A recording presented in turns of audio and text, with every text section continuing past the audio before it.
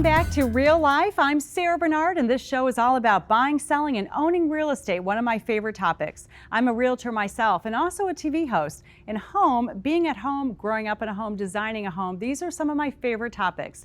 But behind the emotional part of that word is a business, and most of us will be involved in it one way or another at some point in our lives. I created this show so we could help you learn the ins and outs of buying and selling homes, financing them, staging them, and so much more about real estate. Stay tuned for our latest episode of Real Life.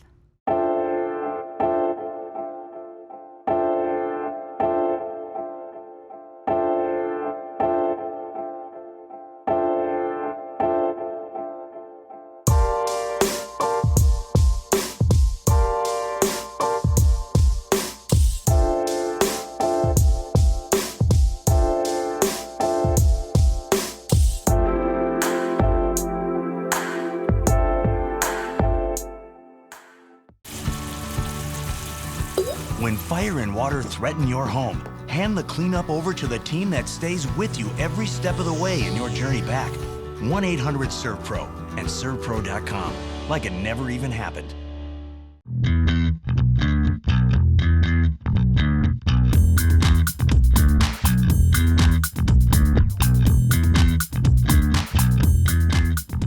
I'm back with Andrea Lenson, my favorite co-host, and Karen Kelly, who is a luxury realtor. And Karen and Andrea both have an inside look on people's homes and how they live. And often we make our homes look their very best when it's time to sell. But what about the rest of the time? So I wanted to talk to you about that, because we've been talking in all of our episodes on Real Life about what you do to go into people's homes, Andrea, and help them prepare to make them look their best when they sell. But I'm a believer, I know, Karen, you agree. Absolutely. We need to, our homes need to look our best for us, right? Absolutely. Yes. Absolutely. So what are, tell us, you have another sort of side to your business, which is called Design to Live, and helping people live their best life in their home. So talk about say, that. for example, when we're getting a house ready to put on the market, we neutralize, depersonalize, so we're decorating for the buyer. So now they've sold their house and they're going to move on to their new home. That's where Design to Live comes in, because then we can help them in their new home. They can do whatever they want to do. So it's different than interior decorating. Interior decorating basically almost start from scratch, and you're buying furniture and you're doing custom, drapes or custom, furniture, things like that. So it's completely different. Plus it takes a lot longer. So when we're doing Design to Live, we're just sort of redesigning what they have in their home and updating it a little bit more. So you're taking the furniture from the old home, moving it into the new home, and helping them with the placement and bring in new items? Maybe different artwork. There's some purchasing involved, but not on a massive scale that would be for interior decorating. So, because we want to make whatever furniture they have go into their new home. Yeah. Do you find people are resistant to using a professional to help them with the design of their home? Not at all. They go, help. They need help. Because well, we think they need help, but do people? But the most challenging, especially people are downsizing. And so the challenge is, how am I going to fit my furniture into my new space? And that's a perfect segue to Karen, who went Absolutely. through this. Right. So Yes. Karen, you personally moved from a big house to a tiny condo. Yes, and really trying to make it still my style and have my favorite things, but also being able to let go of a lot of things. So you went from how many square feet to how many? 2,500 to 850. Wow. Yep. So how did you approach that? It was overwhelming at first, because you're like, I have one closet, how am I going to do all this? And then you really kind of sit in the space, walk the space, and then start choosing those things that are most important to you. And then I gave away, paid it forward, a lot of things, and really realized it's just stuff. And to have your favorite things, but it has to be, whether it's 2,500, 25,000, or 850, it really has to feel like home.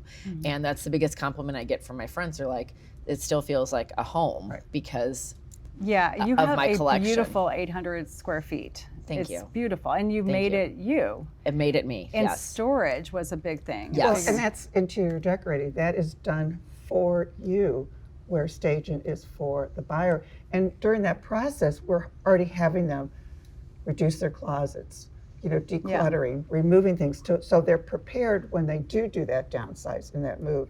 it won't be so stressful and overwhelming. But that's why we want to be there to help them go through that process. And I think that what I've really tried to share with my clients too, it's very freeing, whether gosh, you're, yeah. you know, downsizing, or even if you're not downsizing, going to that next place, shed the stuff.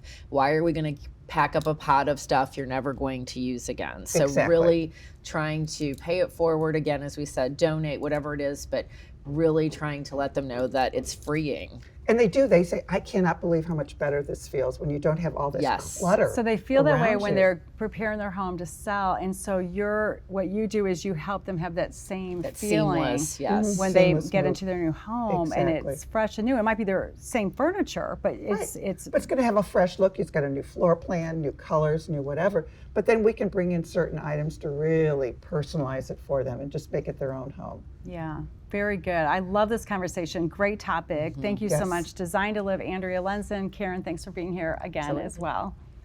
Staging tips work great whether you're selling your home or just living in it every day. And next up, we've got a great guest who's going to talk about something else related to living in your space and how great it can look. Stay right here with Real Life. I'm Sarah Bernard.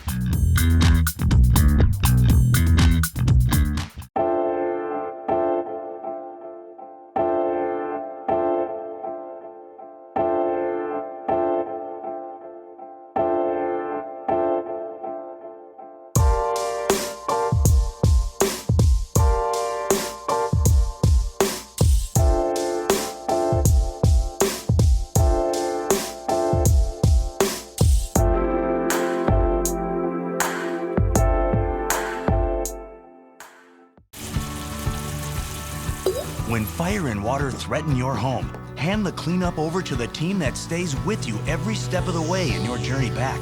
1-800-SERVPRO and ServPro.com, like it never even happened.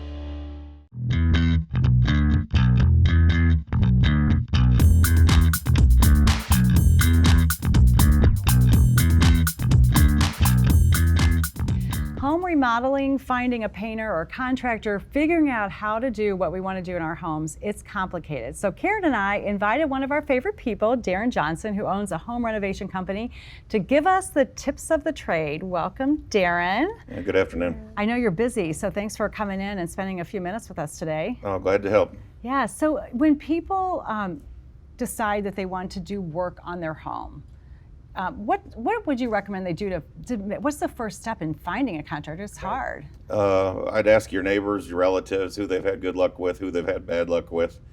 There's a number of really good people in town, and then there's also, unfortunately, the ones that give us a black eye, you know. Yeah. So contracts are important, reputation's important. Yeah, contracts, signing a contract, having a contract. Yeah, and I definitely agree with the referrals, the word of mouth, right? Yeah, you want your work listed. Our company is still one of those few that does a little on a handshake, but it's getting more and more. So you're getting away from that, from both ends of the spectrum. There's also some unhonest, dishonest people out there that are happy to screw over their local contractor. Yeah, well, any industry really. Right. we don't talk about that. That's why you're here, Darren. But the biggest thing I think is referrals and word of mouth.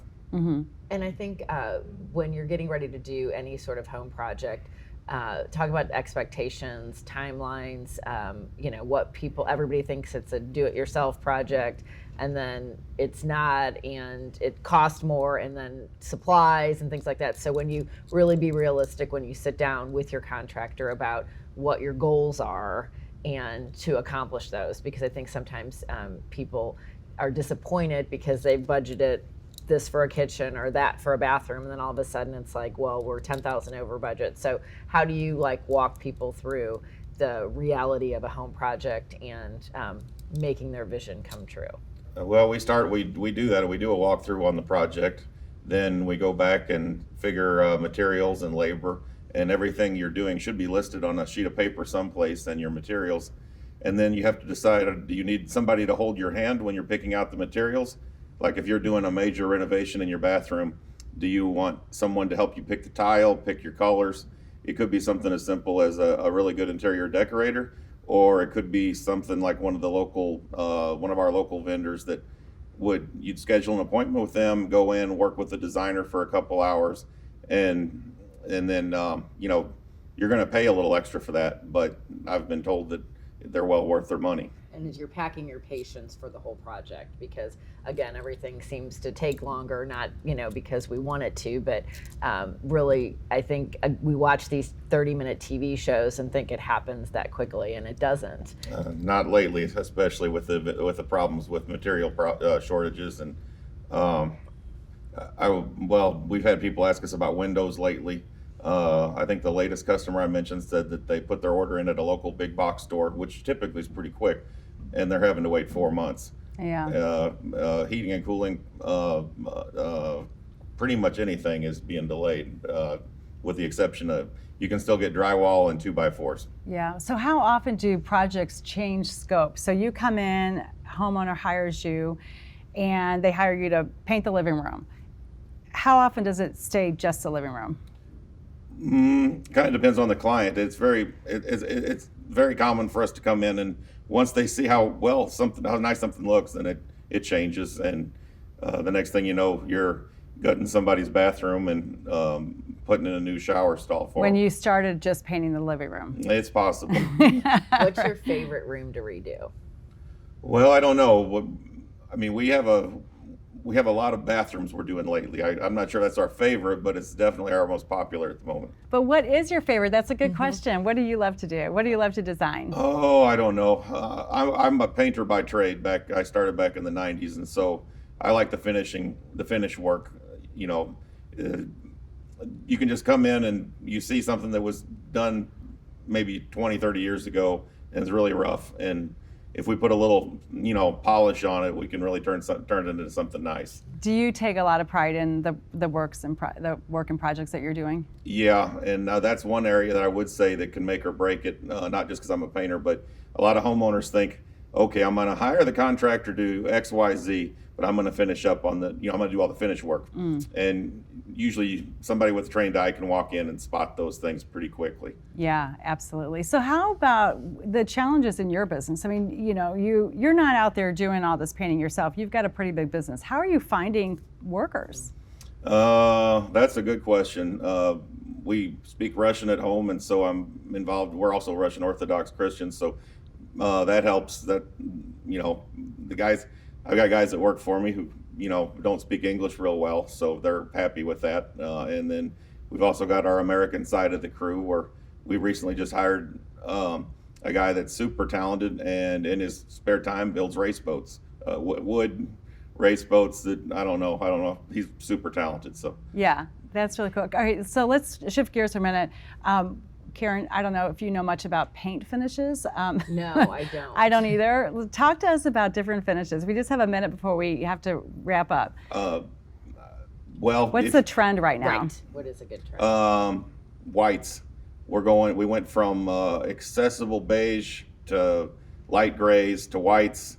If you're trying to sell your home, go with flat finishes on the walls and ceilings. Okay. If you're going to move in with kids and dogs, go with flat on your ceiling and eggshell on the walls. All right, there you Great go. tips. That is like the That's tip of awesome, the yeah. moment. Thank you so much, Darren. That's a great way to wrap this segment. Thanks for joining us today. Coming up next is a special guest who loves to educate about something mysterious in our homes that we don't know is there. Don't go away.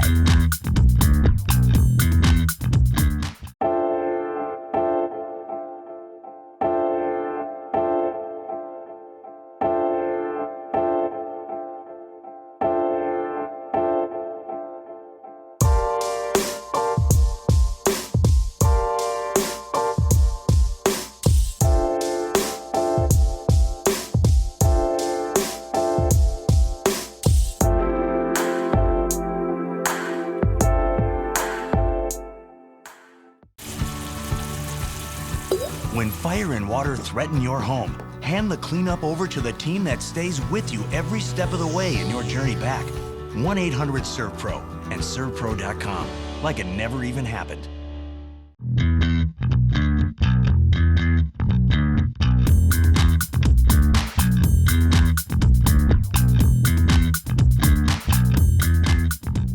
Welcome back to Real Life. Have you ever heard of radon? Maybe you've heard of it and don't have a clue what it is. In some parts of the country, it's very common. And Sherry Suma, a radon expert, is joining us today to give us some education. So Sherry, thanks for joining me and Karen today. It's not anyone's favorite topic. It probably doesn't come up a whole lot in conversation, but we know it's important and we know you know everything. So tell us why we need to know about radon. Radon is the second leading cause of lung cancer. All right, there you go. That's why. That's why. That's enough, right? Okay, That's yeah. enough. It's the leading cause in non-smokers. Maybe for some of the viewers who don't know what radon is, it's a colorless, odorless gas. You can't see it, taste it, or smell it, but it can be present at dangerous levels in your home. And it's like not everywhere, right? So some parts of the country, some parts of even a state, it's more common, or a city? It is right? everywhere. It's Okay. everywhere. It's in every country. It's in every state. It's just in some states it's elevated more than in other states. So, for instance, in Missouri, about 33% of homes have elevated levels of radon. Wow. In a state like Colorado, it's even higher. It's 40%. So it just kind of varies from state to state. But any home that you live in should be tested for radon and has the potential to have elevated levels of radon. And so normally, I know, Karen, we're realtors, Yes. and we'll have people have it tested during the buying process. But what if you're not moving? Should you have it tested? Absolutely. Absolutely. The good thing about a real estate transaction is it introduces people to what radon is that may have not heard of it before. And when you say elevated levels, how do you mitigate the elevated levels? So if you go in, it tests high, which we do have sometimes in transactions, and what's the fix? The fix is installing a radon mitigation system. And simply put, it's a ventilation system that pulls the gas from underneath the slab and vents it to the outside. Radon comes from uranium, so it's constantly decaying, and that system works 24 hours a day. Yeah, I have one in my house actually, and it's hidden in a closet. It was there before I bought my house, and I'm assuming it's working correctly. Is that something that we should check? Absolutely. Okay. Absolutely. It should be tested every 2 years, whether Okay. your house has a system in it or it doesn't. Every 2 years is a good rule of thumb to test, or anytime you make alterations to your house, you should be testing. And without putting on the spot, what is a system cost? Well, Ballpark. it varies in different areas Right. of the country, but I would say a good ballpark is $800 to $2,000. Okay, so yeah, so again, terms we don't talk about every day and the costs that are associated. So it's not a $10,000 fix, it's somewhere Yeah, between and eight that's to Right. It's a good 2,000. point. Yeah. Actually one of the least expensive home improvements you can make to your house, and it's one that can save your life. And no one thinks about it. No one. No one thinks about it. In fact, over 21,000 people a year die in the United States from radon-induced lung cancer. It's the sixth leading cause of cancer mortality in the United States. And just by doing a simple test, you can buy a do-it-yourself test kit at the hardware store, or you can have a Oh, certified. that's great to know. Right, Okay. and for $20 to $50, or you can have somebody certified test for anywhere between $125 to $200, depending where you live. And if you already have a system like me, is same, you just call a radon company to come, or you can get the test kit at a hardware store? Yes, you can get the test kit at a hardware store. Those to know are if great, it's they're working. great Or- tips. Yeah, right. Of course, you can always hire a professional too to do the testing, but you should be testing periodically. Something like carbon monoxide, they're both kind of considered the silent killer because Yeah, you can't see right. them, taste them, smell Yeah, them. that's what we hear about. And everybody has those in their home, right? Nobody would live without a carbon monoxide detector. And carbon monoxide kills about 500 people a year in comparison. Oh, wow. That's an interesting fact. So has this always been a thing? Because we heard an earlier segment, Andrea Lenzen talking about home staging, and she said like 15 years ago it didn't exist, home staging. So what about testing for radon? Has that always been a thing, or is it a bigger thing in the last few years? Testing for radon hasn't always been a thing. It's been a thing, I would say, since the mid 1980s. Okay. Of course, radon's always been a thing. Of course, radon's always been around us. We just didn't know it. We just didn't know it. But there's been scientific studies starting in the 1950s about the links between radon and lung cancer, but we started testing in the early 80s, and it takes a little while. So I appreciate you guys raising awareness on this show. You know, everybody understands the link between lung cancer and cigarette smoking. Right. And every year that passes and we raise more awareness, more people are educated that radon also causes lung cancer. Yeah. So is it that you said the most common reason for non-smoking lung cancer? Yes. It's the Learned a second lot contributor. today. Yeah. It's the second contributor. But we shouldn't be scared if we have a system, right? Like me. No, I mean that's the great thing. Right. Radon-induced lung cancer is preventable. Right. And these systems are likely going to lower your radon levels to levels like that without a system. So let's say you're going to purchase a house and you test your radon levels and the action level is 4.0 picocuries per liter, 3. Well, you might get a radon system installed in that same house and it's going to be reduced significantly below that. Is there any level of radon that is so high that you shouldn't buy the house? No.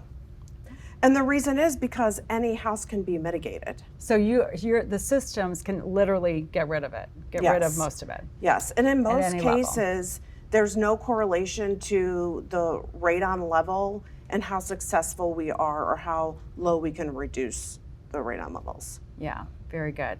Well, this is great, Really great good tips, and information. thank you so Yes. much. Thank you for raising the awareness for our viewers. This is important. Not something we talk about every day, right, Karen? No, and easy as going to the hardware store to get a kit. Yeah. Yep. Very easy. Yeah. And my system in my house, literally, you don't see it, you don't hear it, wouldn't know it's there. Except I know it's there because I clean out that closet. Right. Right. All right. Very good. We love hearing from people who can teach us more from their experience about our current home or about our next one. Next up, we're going on location into a real home, and we're going to show you how we can get it ready to live in the best way. You won't want to miss it.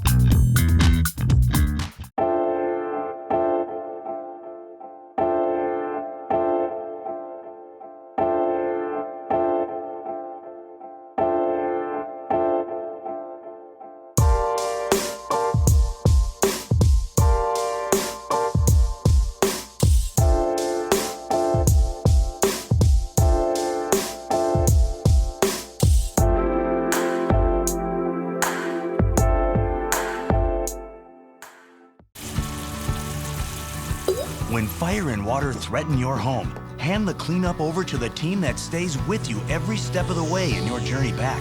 1-800-SERVPRO and ServPro.com, like it never even happened.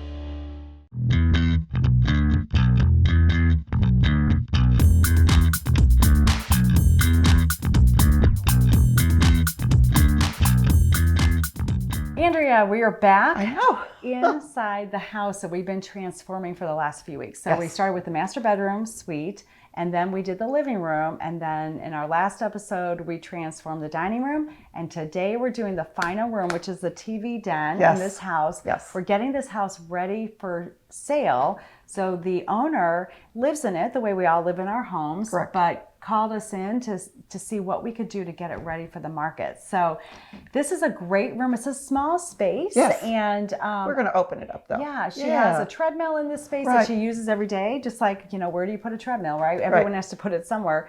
But we have to deal with that because it's taking up a lot of space for the room, and it'll make the room look smaller with it in it. So that's one of the things we're going to tackle. Exactly. And then just make this room look more open, inviting, modern, all of those things. Exactly. Right? Exactly. Okay, so let's go to work. Let's go to work. And Get see started. what you can do today. Okay, we can do it.